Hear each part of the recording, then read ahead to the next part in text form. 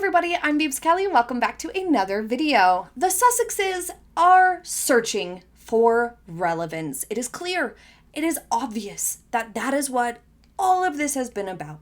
With news that the Sussexes wish to continue their publicized vacations, their PVs, despite the backlash and despite the negative and critical coverage, they've left one major question unanswered. What impact can they possibly truly have? They no longer represent the monarchy. They don't represent any government. There's no diplomacy involved in these trips. They have no connection to any degree of meaningful policy or anything like that that could be actually important. And that's what actual royal tours are all about. And to be fair for Harry, that is all Harry has known. His whole life, he has watched this happen, and he has done tours and things like that himself, been sent off to do things. He's complained about it many times, that he didn't like doing it, that he was just sent off willy-nilly all the time, and he didn't necessarily enjoy it.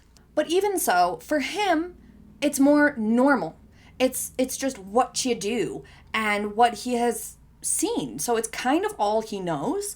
But regardless, by leaving the monarchy, they are now just private individuals, and they have no importance or business on these trips. It's not the same anymore. They also do not mingle with any significant figures who participate in policy, at least not any meaningful connections to politicians or important humanitarian organizations, actual philanthropists, or major foundations that are capable of making real policy change or influencing policy or things like that. They do not mingle with the likes of those people. Those networks are much more exclusive and elite, and Harry and Meghan have not climbed that ladder yet, at least. If they did, if they had those sorts of connections, it might make sense. And they tried to establish them by trying to work with the UN and things like that, and trying to keep some of these connections that they sort of loosely had through the monarchy. The problem is that those organizations and whatnot have remained loyal to the monarchy because duh. But they don't. They don't have those connections. So to go to these places that do have active humanitarian crises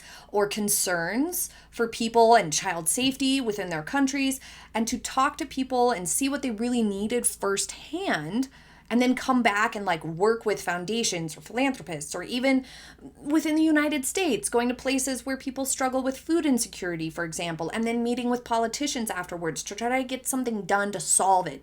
Stuff like that, it could make sense. But they're not doing any of that because they don't have those connections, and they're not involved in any of those adult table grown-up conversations. They're not invited into the meeting room. But that's what really would need to happen for the change that they boast about on Archewell. You'd need a much bigger reach, and you'd need to spend a much larger amount of the money that they have in order to really make the big differences that they speak of. And yes, little things can make a big difference for those people, which then make a big difference in the future. Sure, of course.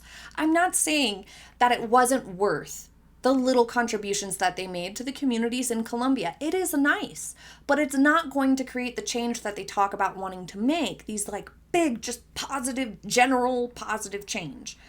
You can't do that with these little micro things that really only impact a small number of people, like maybe 100 people benefit from it. And since the difference between what they donated or how they contributed versus the cost of the trip overall is in the millions of dollars, that's millions of dollars apart, contributing definitely less than probably $50K and spending $2 million, regardless of who spent the money.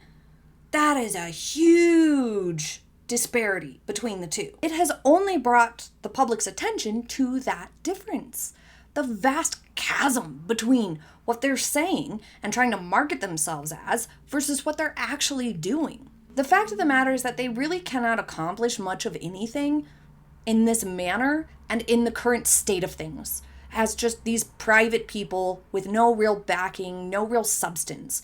They can and have donated a small percentage of their Archewell monies to various communities, but they've spent exponentially more on their trips and their overhead. That is what's exactly wrong with foundations and the ones that you would want to stay away from. the bad ones. I think what is bothering people and continuing to exacerbate their disapproval ratings the most is that they are trying to continue to package all of this similar to the royals, which works against them every single time because, as we've stated, there's no diplomacy involved, it's decidedly not in the same league, nowhere near the same draw, etc. But also because the Sussexes are trying to present it like it's world-changing, super important work that is having just a massive impact. If you were to read their statement, you'd think, gee whiz, they're doing so much. But when you look at what they actually did and the amount of money that those things cost versus what they spent on this trip, it's minuscule and relatively insignificant in comparison to what they say they've done. This reminds me of when they left the royal family and they put out so many self-righteous statements about life of service is universal and we're going to be doing good, and then they proceeded to do nothing but complain for money for years.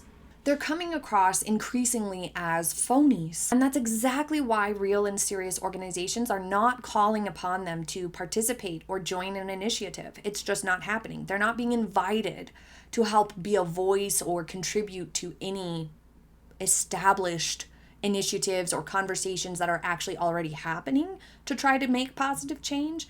And the fact is that change can be made and things can be done without royal connections and access to these people that they no longer have access to. For example, Prince William, Princess Catherine, King Charles, Queen Camilla, all of these people, Princess Anne, their initiatives do benefit from their high profile, from their funding, from long-standing relationships with various local charities, and it does help their campaigns be more successful. It's undeniable. And Harry and Meghan don't have any of that. But that doesn't mean they can't make actual change happen. Because what's happening right now is Harry and Meghan are not having any real impact. Nothing actually has been done. No change or progress has been made. Meanwhile, you can look to Earthshot Prize, for example, or the early years, and there's actual tangible progress and change and innovations and whatnot that have occurred.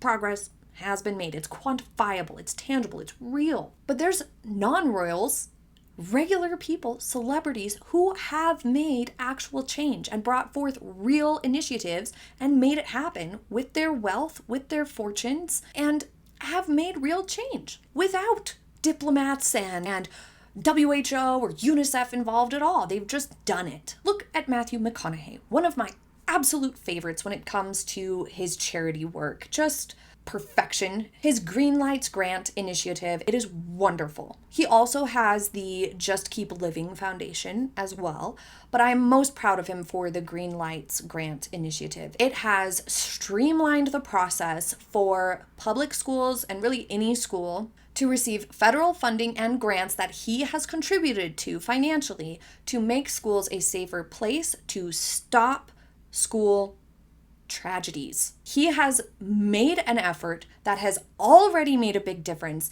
to stop this from happening. It is exactly what everybody knows needs to be done, and he just said, we're gonna just do it now, okay? We're just doing it. Can't say enough good things about it. And that's me and everybody. Parents everywhere are just so grateful to him for this initiative, for doing this, for making it possible and succeeding in making it possible. He put his foot down, he pulled out all the stops, and it's already making a difference. The Sussexes have not. This is just one example of just making the change. Just buckle down and do it and get it done. The Sussexes are far too wrapped up in their own image, their own personal grievances, and they're far too self-centered to do something like that, apparently, because instead they are diverting money away from causes and into these publicity stunts. And that's exactly why they are not respected, why they can't seem to get their image turned around, and why they are forever criticized. Because of their actions, their negative approach, their loftiness in their statements, all of it. It's just all fake. And another downside to their approach, as I've said before, is that it's just not focused enough. They don't have an actual mission. Show up and do good is not a mission statement. You can't accomplish anything with that. There's no goal. There's no target. You do need a target. Like Matthew, Harry and Meghan need a target. They need a goal. Another very focused, clear target. No child hungry. No child homeless. Like, these things have a target. And they can aim for it, and they can find ways to make it happen. The Sussexes do not have a target. They not only lack a focused initiative, but they're bouncing around in a ton of different subjects and arenas, and then they're using word salad on top of it to leave it all so confusing and vague. Child online safety, negative impacts of digital spaces, online bullying. Pick one. This is the problem with the Parents Network. It's not focused enough to create change. If it were exclusively to online bullying, they could actually create an initiative, draw up a plan, and make some sort of positive change or campaign for education about these things. But they have all these different elements to online safety intertwined with it. It's not just bullying. It's also connections to shady activities and shady characters online and all sorts of other things. Like, it's just any negative impact from the internet. That is far too broad to tackle. Picking one thing with a clear target is how you make change, because that's the only way you can actually solve a complex, widespread problem on a large scale. Stop going on trips. Put those millions into establishing an initiative and a fund to research the problem. Get experts together to create a couple of models on how it can be fixed, and then pitch them and then implement them. That's not their approach, and it's leaving them wayward. And all that these trips are doing, and their panels that they pay to be able to participate in or included in, all of it is just the Sussexes searching for relevancy anywhere they can find it, desperately grasping to anything that they can latch onto with the hopes that it will bring them a degree of significance, make them relevant in the public's eyes. They clearly want to feel important, and Harry especially, who's used to being very important and part of a very important and famous and positive organization that was praised for its positive impacts all the time, is completely lost without this relevance. They're seeking approval and afraid of the irrelevance that they found themselves in. And that is too bad, but it's also their choice. But going about it trying to get that relevance and that praise without actually doing any of the work is failing miserably. If they would just pick one thing and really, really target it strongly and intelligently and strategically, then they could get praise. It would be for just the one thing, but it still would be praise and positivity and something good done. Instead, they're just lost and frazzled and chaotic and unfocused, and everything comes back to publicity and trying to have this good image that they didn't earn. But what do you think? It's time for question of the day. Regina asks, what is Meghan's problem with the royal family exactly? She seems intent on competing poorly with them. Well, probably lots of things, but the reports that she's keen to show the royal family exactly what they're missing on these publicized vacations is likely true. That is likely a big piece to this puzzle. Ever since they left the royal family and during Megxit, I have been telling you guys that Harry and Meghan bluffed. All of this was a big bluff initially. They thought they were going to leave and do this little Megxit thing and be asked back. They thought that the royal family would be like, please come back. They overestimated their hand for sure. They overestimated their importance, their popularity amongst the people, their value to the institution, all of it. They completely overestimated all of it, and they were not invited back or asked back. Conversations were not opened up after they left initially during Megxit back in 2020. So then, when that didn't work out, they resorted to Oprah and Netflix and Spare and all of the other nonsense, spilling their lies and exaggerations. And they thought, at that point, one of two things would happen. Either the royal family would then see just how wrong they were and then ask the Sussexes back, either due to public pressure or bad press or just, you opened our eyes with Netflix and made us realize we were wrong. No. Sussexes thought that by communicating childishly that they were so hurt by everything and dealing with mental health struggles and whatnot, that it would force the hand of the royal family or excuse all their bad behaviors and get the royal family to ask them back.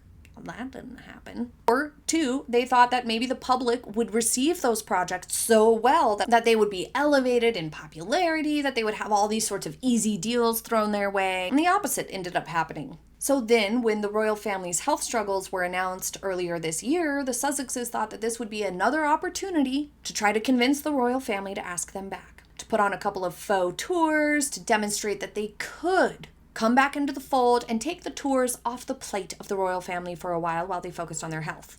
It's delusional, I know, obviously, but it was clearly part of their thought process. A huge part of their motivations for all of this stuff. And surely there's also plenty of vendetta and spite involved just based off of their actions. Clearly, that's part of it too.